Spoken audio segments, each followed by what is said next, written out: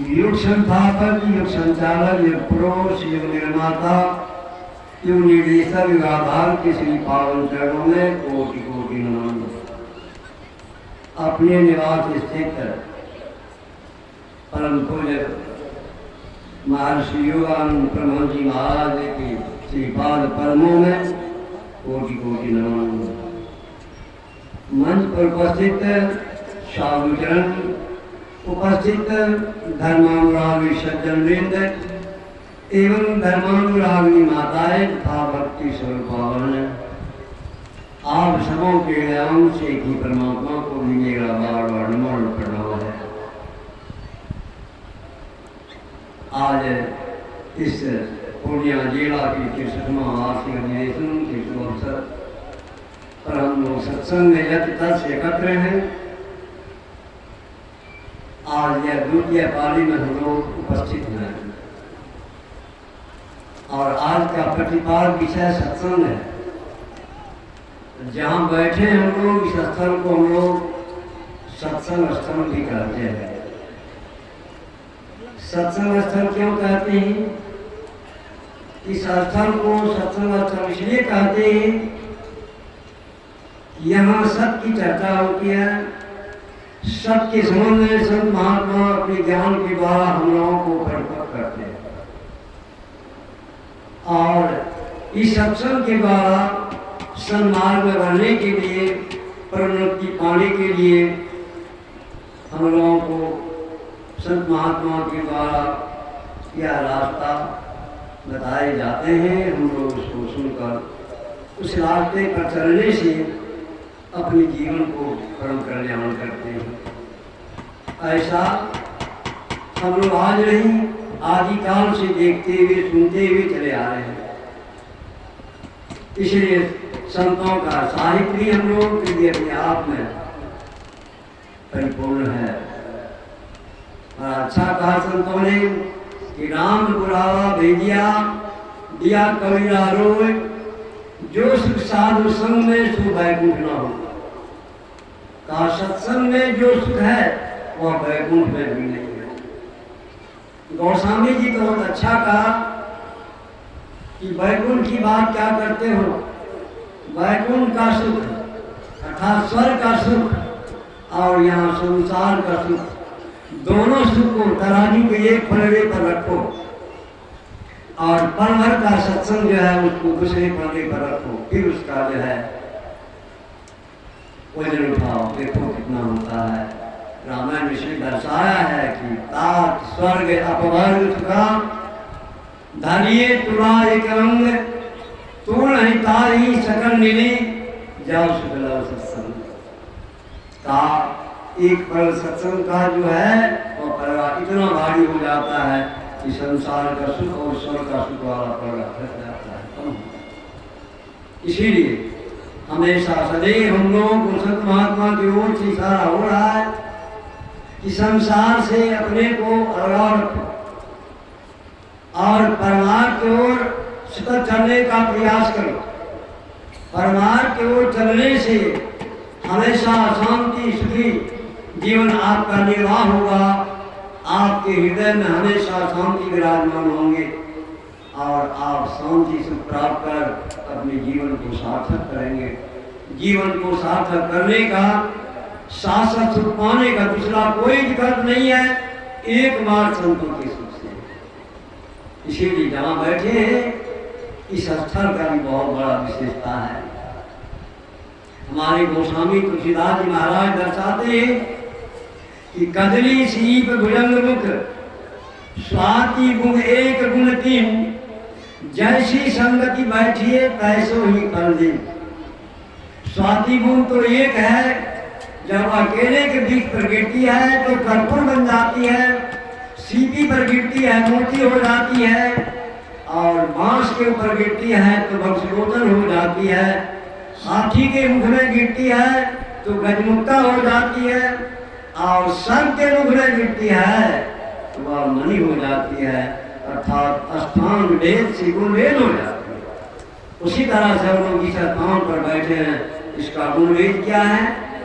इसका गुण भेद हम लोगों को जानने को मिलता है कि कौवा से कोयल हो जाता है, बगुला से हंस हो जाता है, हिंसक से अहिंसक हो जाता है और कटुवादी से मृदुभाषी हो जाता है। इसीलिए सत्संग सबों को करना चाहिए। इसी ज्ञान को हमारे आराध्य 18 महीने तक भागलपुर गंगापुर गुफा में बैठकर साधना करने में अपने को मशगूल होकर प्राप्त किया।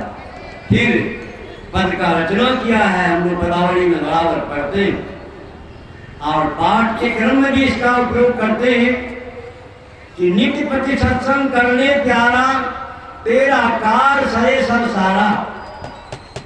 कहा जो नित्य प्रति सत्संग करेगा उसका रेणु परलोक दोनों कार होगा, तेरा कार सरे सब सारा। और क्या कहा?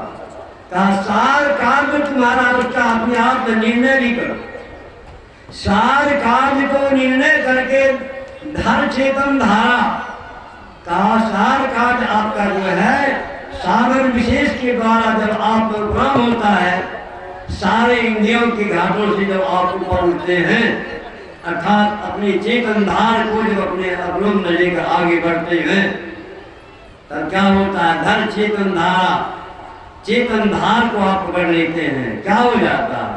का पिंड की पारा। आपके शरीर को दो भागों में बांटा गया है। आंख से नीचे के भाग को पिंड कहते हैं और आंख से ऊपर के भाग को ब्रह्मांड कहते हैं। आप पिंड से ब्रह्मांड में चले जाएंगे। पिंड के पारा क्या होगा? दसम द्वारिका। आप 10वें द्वार में प्रतिष्ठित हो जाएंगे। वह 10वां द्वार कहाँ है? हम लोग खूब अच्छी तरह से जानते हैं कि हाँ, लोगों का यह दोनों आंख का बिचड़ा स्थान है। जैसे हमारी माता लोग टिकली बिंदिया लगाती है, वह स्थान को 10वां द्वार कहा गया है, सुखमना कहा गया है, शिव नेत्र कहा गया है, बहुत सा उसका नाम है। तो कहा धर चेतन धारा, पिंड के पारा, 10वें द्वारे का। वहाँ क्या होगा? तब आपके अंदर में जब वहाँ आप रिक्त हो जाएंगे तो आपको परम पिता परमात्मा का वह रूप प्रकाश, विशालमय प्रकाश आपके अंदर में उदय हो जाएगा। जो प्रकाश ज्ञान में 10वें द्वारे का ज्योति जगी जावे। स्पष्ट कहते हैं गुरुदेव कि ज्योति जगी जावे। वह ज्योति कैसा है? कहा उससे बहुत सुख मिलता है। कितना? पावर आधा किलो 2 किलो नहीं, अति सुख पावे। इतना सुख मिलता है कि उस सुख के सामने संसार का कोई सुख नहीं, सब सुख उसके सामने कुछ नजर आता है साधक को। इसीलिए कहा ज्योति जगी जावे, अति सुख पावे। जहाँ वह प्रकाश होता है उस जगह फिर आपको सब भी मिलता है। वह सब कैसा है? संत सम्राट बाबा कबीर ने कहा, विमल विमल अनहद ध्वनि बाजे, सुनत बने जाको ध्यान लगे। कहा सबको कौन सुनेगा? जो इस तरह से कर्मसा चेतन धार के सहारे ऊपर उठेगा, अर्थात पिंड से ब्रह्मांड में जाएगा। तो पिंड से ब्रह्मांड में जाने के बाद उसको ब्रह्म का साक्षात्कार होगा। इसीलिए बाबा कबीर ने कहा, अपने घट दिए ना बारूरे, नाम का तेल सुरत के बाती, ब्रह्म अग्नि उदारूरे, जगमग ज्योत निहारू मंदिर में, तन मन धन संवारूरे, झूठी जान जगत की आशा, बारंबार विसारू रे। कहे कबीर सुनो भाई साधु, आपन काज समारू रे। यह सत्संग हम लोगों का अपना कार्य, यह अपना कार्य, इसलिए पहले इस काम को करना चाहिए। हमारे पलटू साहब इसलिए कहा कि भजन को आगे पीछे मत करो, भजन को अभिगम करो, भजन आत्मी कीजिए।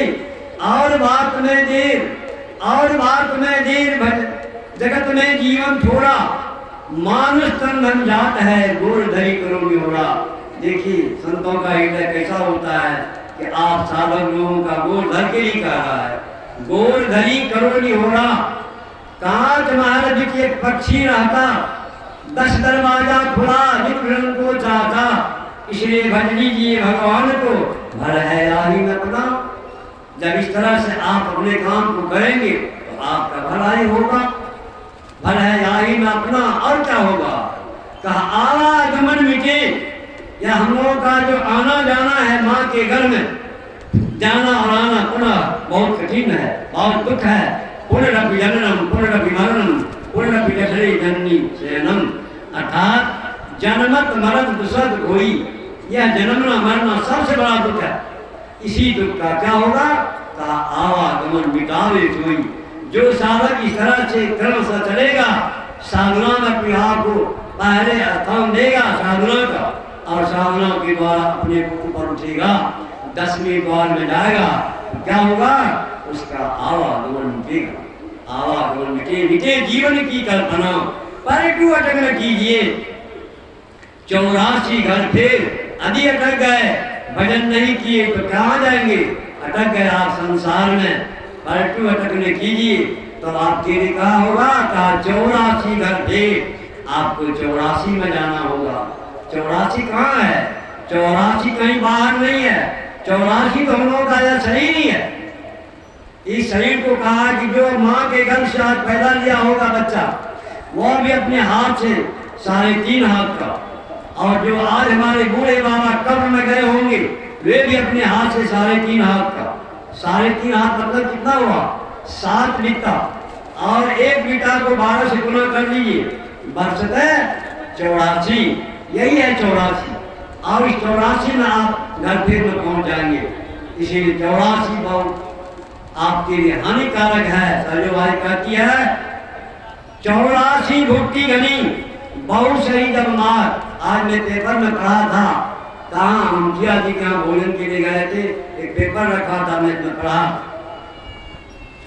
एक पिता ने पुत्री को 4 कट्ठा जमीन लिख दिया, और पुत्र के लिए बात अनसुनी बात हुआ, और पिता को इंतजार किया, घर से थोड़ा दूरी को तय किया, और उस पर एक साथी के सहारे जाकर 6 गोली से गोल किया। विचार कीजिए, यही है 84 घर थे। और क्या कहती है सर बात सुन रहे थे? 84 भुक्ति घनी, जब 84 में नाना प्रकार का संसारी कामना हम लोग अधिक मिल जाता है, तो दुनिया से बेहोश हो जाते हैं, परमार्थ से अलग हो जाते हैं। इसी बेहोशी दशा में रह करके अपने आप को क्या होता है? नाना प्रकार का धंधा कर लेते हैं। जो पिता पैदा किया, पाला पोसा, आपके लिए बहुत सारे धन अर्जित किया, उसको आपने गोली मार दिया, कौन सा बड़ा काम किया? यही सब धंधा होगा, और इससे आपको नाना प्रकार का दुख मिलेगा। इस दुख से बचना है तो अपने आप को क्या कीजिए? अपने अंदर, हमारे मौलाना रूम ने कहा कि वह प्रकाश को पाने के लिए खुदा जुदा की एक ही सूरत नुक्ता भेद बताता है। नुक्ता नीचे, नुक्ता ऊपर, नुक्ता आता जाता है, तथा नुक्ते की हेर फेर से तुमसे जुदा हुआ। नुक्ता जो रखा सर पर, खुद ही खुदा हुआ। यह नुक्ता क्या है? बड़ी आश्चर्य की बात है, सबके लिए समझना बड़ी असंभव है, किंतु जो इनके मर्मज्ञ हैं वह बताते हैं कि सुनिए भाई, खुदा और जुदा, खे अक्षर है, खे से खुदा, और जिम है, जिम से जुदा। दोनों अक्षर है, दोनों अक्षर की आकृति एक सी है, बनावट एक सी है। सर्वसाधारणों को समझने में बड़ी कठिनाई है, किंतु आप समझदार के सहारे की समझ रहे तो सुनिए, समझिए। कहा दोनों का आप जो है अक्षर एक सा रहने के कारण नहीं पहचान पाते, लेकिन उसमें पहचानने का कोई प्रॉब्लम है तो है क्या? कहा दोनों में बिंदा लगा हुआ, और वह बिंदा कैसा है? कहा खे का बिंदा ऊपर है, जहाँ सुन रहे थे माता लोग टिकली बिंदिया लगाती है, और जीव का बिंदा नीचे है।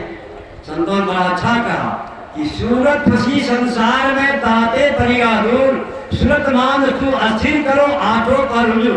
यदि सूरत आपका जीव के बिंदा में, आपका वह नीचे वाले बिंदा में चला गया, और उसमें आप स्थायी रह गए, तो समझ लीजिए संसार में नाना प्रकार की दुखों में 84 के चक्कर में आए। इसलिए नहीं, सचेत हो जाइए, सत्संग कीजिए, साधना कीजिए, और साधना के द्वारा हमेशा अपने आप को अथक प्रयास करते रहिए, पंछी का पालन करते रहिए, तो पुनः आपको अपने आप में यह ज्ञान पुनः स्थित हो जाएगा, और आप खे के बिंदा को प्राप्त कर खुदा को प्राप्त कर लेंगे, अर्थात गौर को, ईश्वर को, परमात्मा को प्राप्त कर लेंगे। और परमात्मा को प्राप्त करने के बाद हम प्रभु एक ही होई, द्वंद्व भेद रहे नहीं कोई। मेरी ऐसी आरती कीजिए भव में जन्म मोल नहीं लीजिए, फिर लौट कर संसार में आएंगे, सदा सदा के सुख को प्राप्त कर आप अपने मानव जीवन को सफल कर लेंगे। यही दो शब्दों से आप लोगों का सेवा किया। इन्हीं शब्दों के साथ मैं वाणी पर विराम देता हूँ। बोलिए प्रेम से श्री सद्गुरु महाराज